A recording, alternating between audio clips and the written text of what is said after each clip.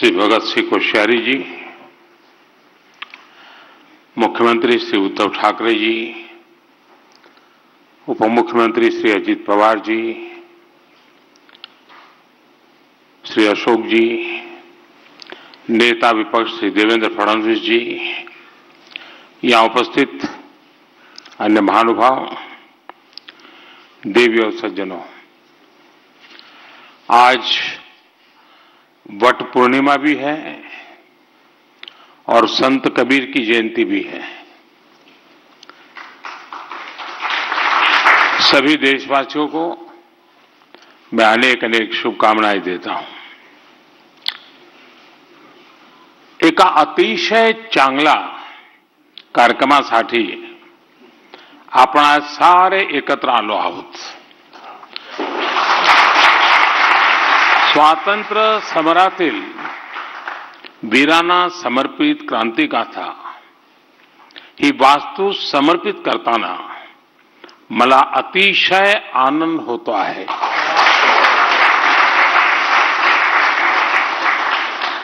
साथियों, महाराष्ट्र के राजभवन बीते दशकों में अनेक लोकतांत्रिक घटनाओं का साक्षी रहा है।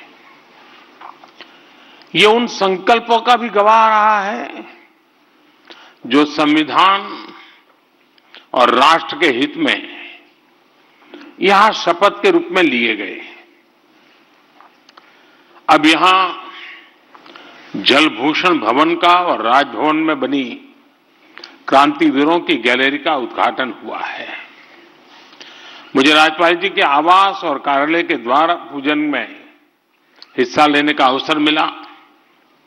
ये नया भवन महाराष्ट्र की समस्त जनता के लिए, महाराष्ट्र के गवर्नेंस के लिए नई ऊर्जा देने वाला हो। और जैसा गवर्नर साहब ने कहा कि राजभवन नहीं लोक भवन है, वो सच्चे अर्थ में जनता जनार्दन के लिए एक आशा की किरण बनकर उभरेगा, ऐसा मेरा पूरा विश्वास है। और इस महत्वपूर्ण अवसर के लिए यहां के सभी बंधु बधाई के पात्र हैं। क्रांति गाथा से निर्माण से जुड़े इतिहासकार विक्रम संपत जी और दूसरे सभी साथियों को भी मैं अभिनंदन करता हूं। साथियों, मैं राजभवन में पहले भी अनेक बार आ चुका हूं। यहां कई बार रुकना भी हुआ है।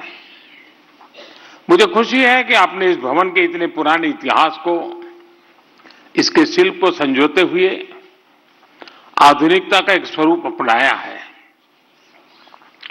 इसमें महाराष्ट्र की महान परंपरा के अनुरूप शौर्य, आस्था, आध्यात्म और स्वतंत्रता आंदोलन में स्थान की भूमिका को भी दर्शन होते हैं। यहां से वो जगह ज्यादा दूर नहीं है जहां से पूज्य बापू ने भारत छोड़ो आंदोलन की शुरुआत की थी। इस भवन ने आजादी के समय गुलामी के प्रतीक को उतरने और तिरंगों को शान से फहराते हुए देखा है। अब जो ये नया निर्माण हुआ है, आजादी के हमारे क्रांतिकारी को जो यहां स्थान मिला है, उससे राष्ट्रभक्ति के मूल्य और सशक्त होंगे। साथियों, आज का ये आयोजन इसलिए भी महत्वपूर्ण है क्योंकि देश अपनी आजादी के 75 वर्ष आजादी का अमृत महोत्सव मना रहा है। ये वो समय है जब देश की आजादी, देश के उत्थान में योगदान देने वाले हर वीर वीरांगना, हर सेनानी, हर महान व्यक्तित्व, उनको याद करने का ये वक्त है। महाराष्ट्र ने तो अनेक क्षेत्रों में देश को प्रेरित किया है। अगर हम सामाजिक क्रांतियों की बात करें तो जगत गुरु श्री संत तुकाराम महाराज से लेकर बाबा साहब आंबेडकर तक समाज सुधारकों की एक बहुत समृद्ध विरासत है। यहां आने से पहले मैं देहू में था, जहां संत तुकाराम शिला मंदिर के लोकार्पण का सौभाग्य मुझे मिला। महाराष्ट्र में संत ज्ञानेश्वर, संत नामदेव, समर्थ रामदास, संत चोखा मेला जैसे संतों ने देश को ऊर्जा दी है। अगर स्वराज की बात करें तो छत्रपति शिवाजी महाराज और छत्रपति संभाजी महाराज का जीवन आज भी हर भारतीय में राष्ट्रभक्ति की भावना को और प्रबल कर देता है। जब आजादी की बात आती है तो महाराष्ट्र ने तो ऐसे अनगिनत वीर सेनानी दिए जिन्होंने अपना सब कुछ आजादी के यज्ञ में आहुत कर दिया। आज दरबार हॉल से मुझे समंदर का विस्तार दिख रहा है तो हमें स्वातंत्र वीर विनायक दामोदर सावरकर जी की वीरता का स्मरण आता है। उन्होंने कैसे हर यात्रा को आजादी की चेतना में बदला, वो हर पीढ़ी को प्रेरित करने वाला है। साथियों, जब हम भारत की आजादी की बात करते हैं तो जाने अनजाने उस कुछ घटनाओं तक सीमित कर देते हैं, जबकि भारत की आजादी में अनगिनत लोगों के तप और उनकी तपस्या शामिल रही है। स्थानीय स्तर पर हुई अनेक घटनाओं का सामूहिक प्रभाव राष्ट्रीय था। साधन अलग थे लेकिन संकल्प एक था। लोकमान्य तिलक ने अपने साधनों से, तो उन्हीं की प्रेरणा पाने वाले चापेकर बंधुओं ने अपने तरीके से आजादी की राह को प्रशस्त किया। वासुदेव बलवंत फड़के ने आप अपनी नौकरी छोड़कर सशस्त्र क्रांति का रास्ता अपनाया, तो वहीं मैडम भीखाजी कामा ने संपूर्णता भरे अपने जीवन का त्याग कर आजादी की अलग जगाई। हमारे आज के तिरंगे की प्रेरणा का जो स्रोत है, उस झंडे की प्रेरणा मैडम कामा और श्यामजी कृष्ण वर्मा जैसे सेनानी थे। सामाजिक, पारिवारिक, वैचारिक भूमिकाएं चाहे कोई भी रही हो, आंदोलन का स्थान चाहे देश विदेश में कहीं भी रहा हो, लक्ष्य एक था, भारत की संपूर्ण आजादी। साथियों, आजादी का जो हमारा आंदोलन था उसका स्वरूप लोकल भी था और ग्लोबल भी था। जैसे गदर पार्टी दिल से राष्ट्रीय भी थी लेकिन स्केल में ग्लोबल थी। श्यामजी कृष्ण वर्मा का इंडिया हाउस लंदन में भारतीयों का जमावड़ा का, लेकिन मिशन भारत की आजादी का था। नेताजी के नेतृत्व में आजाद हिंद सरकार भारतीय हितों के लिए समर्पित थी, लेकिन उसका दायरा ग्लोबल था। यही कारण है कि भारत के स्वतंत्र आंदोलन ने दुनिया के अनेक देशों को आजादी के आंदोलन को प्रेरित किया। लोकल से ग्लोबल की यही भावना हमारे आत्मनिर्भर भारत अभियान की भी ताकत है। भारत के लोकल को आत्मनिर्भर अभियान से राष्ट्रीय और अंतर्राष्ट्रीय स्तर की पहचान दी जा रही है। मुझे विश्वास है क्रांतिवीरों की गैलरी से यहां आने वालों को राष्ट्रीय संकल्पों को सिद्ध करने की नई प्रेरणा मिलेगी। देश के लिए कुछ कर गुजरने की भावना बढ़ेगी। साथियों, बीते 7 दशकों में महाराष्ट्र ने राष्ट्र के विकास में हमेशा से महत्वपूर्ण भूमिका निभाई है। मुंबई तो सपनों का शहर है ही है। महाराष्ट्र के ऐसे अनेक शहर हैं जो 21वीं सदी में देश के ग्रोथ सेंटर होने वाले हैं। इसी सोच के साथ एक तरफ मुंबई के इंफ्रास्ट्रक्चर को आधुनिक बनाया जा रहा है, तो साथ ही बाकी शहरों में भी आधुनिक सुविधाएं बढ़ाई जा रही हैं।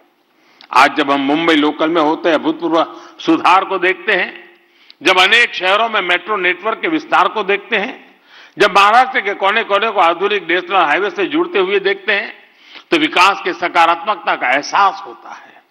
हम सभी ये भी देख रहे हैं कि विकास की यात्रा में पीछे रह गए आदिवासी जिलों में भी आज विकास की नई आकांक्षा जागृत हुई है। साथियों, आजादी के इस अमृत काल में हम सभी को ये सुनिश्चित करना है कि हम जो भी काम कर रहे हैं, जो भी हमारी भूमिका है, वो हमारे राष्ट्रीय संकल्पों को मजबूत करें। यही भारत के तेज विकास का रास्ता है। इसलिए राष्ट्र के विकास में सबका प्रयास के आह्वान को मैं फिर दोहराना चाहता हूं। हम एक राष्ट्र के रूप में परस्पर सहयोग और सहकार की भावना के साथ आगे बढ़ना है, एक दूसरे को बल देना है। इसी भावना के साथ एक बार फिर जल भूषण भवन को और क्रांतिवीरों की गैलरी के लिए भी मैं सबको बधाई देता हूं। और अब देखें, शायद दुनिया के लोग हमारी मजाक करेंगे कि राजभवन 75 साल से यहां गतिविधि चल रही है, लेकिन नीचे बंकर है वो 7 दशक तक किसी को पता नहीं चला।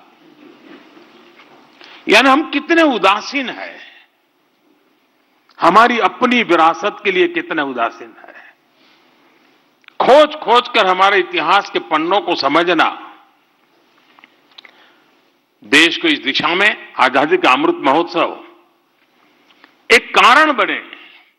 मुझे याद है, अभी हमने भी श्यामजी कृष्ण वर्मा का चित्र में भी देखा।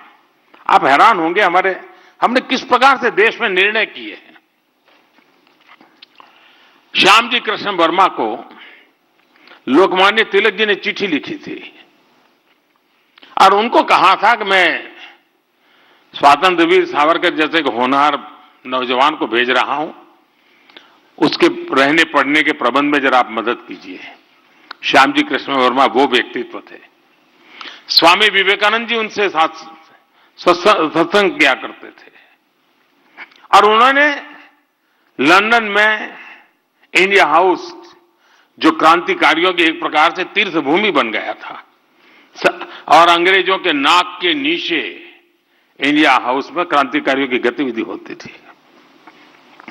श्यामजी कृष्ण वर्मा जी का देहावसान 1930 में हुआ।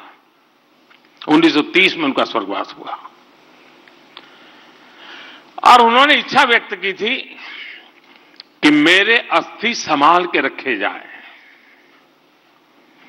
और जब हिंदुस्तान आजाद हो तो आजाद हिंदुस्तान की उस धरती पर मेरे अस्थि ले जाए जाएं।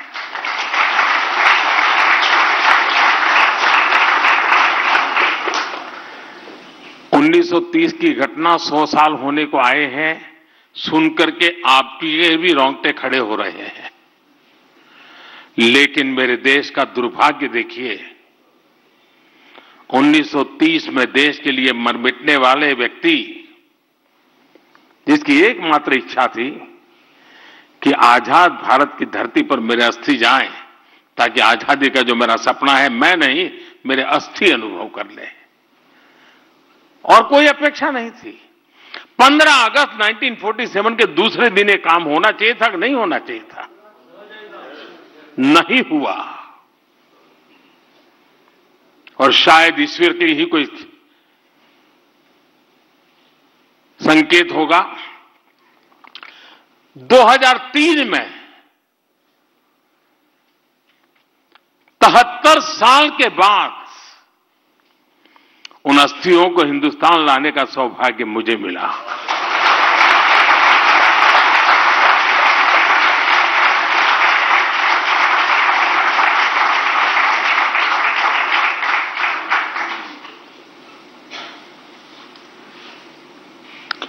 भारत मां के एक लाल के अस्थि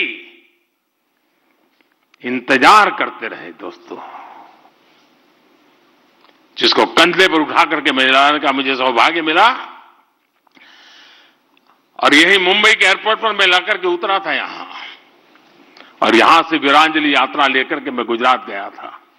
और कच्छ मांडवी उनका जन्म स्थान, वहां आज वैसा ही इंडिया हाउस बनाया है जैसा लंदन में था।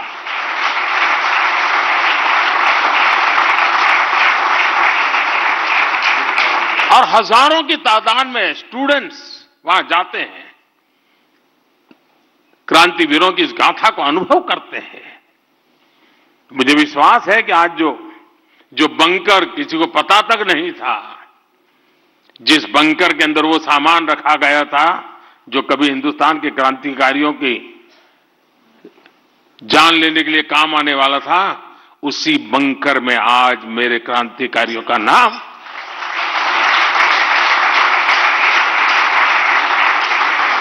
ये जज्बा होना चाहिए देशवासियों में जी, और तभी जाकर के देश की युवा पीढ़ी को प्रेरणा मिलती है। और इसलिए राजभवन का ये प्रयास बहुत ही अभिनंदनीय है। मैं खास करके शिक्षा विभाग के लोगों से आग्रह करूंगा कि हमारे स्टूडेंट्स को हम वहां तो ले जाते हैं, साल में एक बार दो बार टूर करेंगे तो कोई बड़े बड़े पिकनिक प्लेस पर ले जाएंगे, थोड़ी आदत बना दें, कभी अंडमान निकोबार जाकर के उस जेल को देखें जहां वीर सावरकर ने अपनी जवानी खपाई थी, कभी इस बंकर में आकर के देखें कि कैसे कैसे वीर पुरुषों ने देश के लिए अपना जीवन खपा दिया था। अनगिनत लोगों ने इस आजादी के लिए जंग किया है और ये देश ऐसा है, 1200 साल की गुलामी काल में कोई ऐसा दिन नहीं होगा जब हिंदुस्तान के किसी न किसी कोने में आजादी की अलग न जगी हो जी। 1200 साल तक ये दिमाग, ये मिजाज इस देशवासियों का है। हमें उसे जानना है, पहचानना है और उसको जीने का फिर से एक बार प्रयास करना है और हम कर सकते हैं साथियों। इसलिए आज का ये अवसर मैं अनेक रूप से महत्वपूर्ण मानता हूं। मैं चाहता हूं कि ये क्षेत्र सच अर्थ में देश की युवा पीढ़ी के प्रेरणा का केंद्र बने। मैं इस प्रयास के लिए सबको बधाई देते हुए, आप सबका धन्यवाद करते हुए मेरी वाणी को विराम देता हूं।